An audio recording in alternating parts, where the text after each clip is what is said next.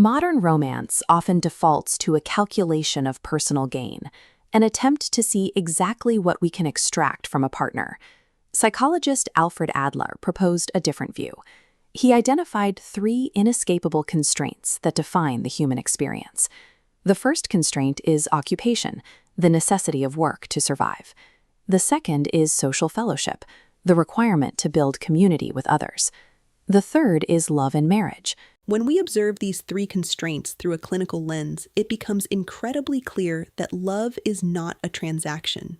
Adler recognized that our drive to connect is an inescapable psychological constraint. But as an empathetic observer, I often see individuals fail at this intimate cooperation, which usually points to a much deeper lack of social interest in their daily lives. Let's look at why this cooperative bond breaks down. Because humanity is composed of two sexes, the preservation and future of our species depend on this specific relationship. These three tasks are interconnected.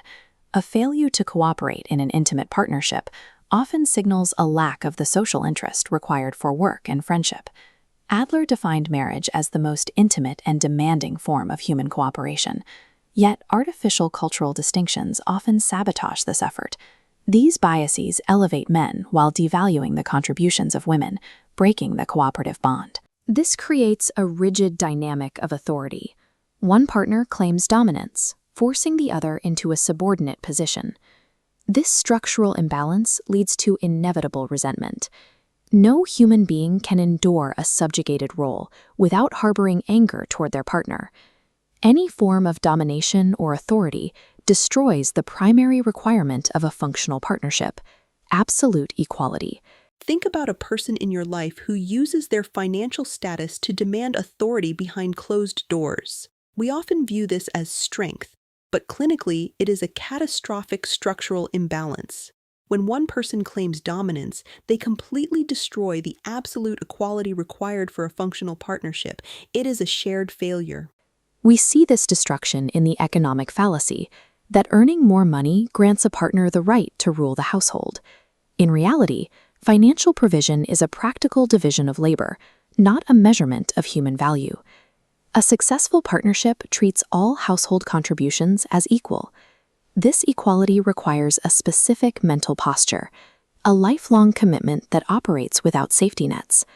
Approaching a relationship as an experiment or seeking a trial marriage guarantees failure. Demanding absolute personal freedom means you withhold the effort required to cooperate. This demand for an exit strategy often masks a deep fear of the real-world vulnerability that love requires. Using money as leverage or treating marriage as a test proves a lack of courage to face life's ultimate cooperative challenge. The data shows us that approaching a relationship as an experiment or demanding absolute personal freedom guarantees failure. The crosscut saw is the perfect psychological metaphor. If you pull too hard to control the movement, the blade jams. If you quit, the work stops. True partnership demands a specific mental posture, a total rejection of individual authority in favor of a shared rhythm. A traditional German wedding custom provides a physical model for these mechanics. After the ceremony, the couple must use a single two-man crosscut saw to cut through a thick log. The saw is a very unforgiving tool. If one person tries to dominate the movement and pull too hard, the blade jams. If one person quits, the work stops. Progress requires a perfect, equal, and shared rhythm between both partners. Just like the saw, a marriage cannot function without absolute trust and a total rejection of individual authority. Adler called the capacity to cooperate social interest. Practicing daily collaborative habits in a marriage builds this capacity to care for others in all areas of life. This begins with key actionable steps: prioritizing your partner's happiness alongside your own and removing all authority from how you divide daily chores and responsibilities. Third, couples must commit to conflict resolution that never seeks to subjugate or win against the partner. These habits replace a mindset of personal extraction with a sustainable focus on shared creation. This private partnership defines the generational blueprint for human interaction. Children observe their parents' partnership as their first blueprint for how to relate to others. A cooperative home prepares children to tackle life with courage. A conflicted home, where one parent dominates the other, trains them to view society with pessimism and fear. Adler concluded that marriage is a shared responsibility to the future of the species. Building a partnership of absolute equality provides the foundational structure for human cooperation to endure. Adler proved that building a partnership of absolute equality provides the foundational structure for human cooperation.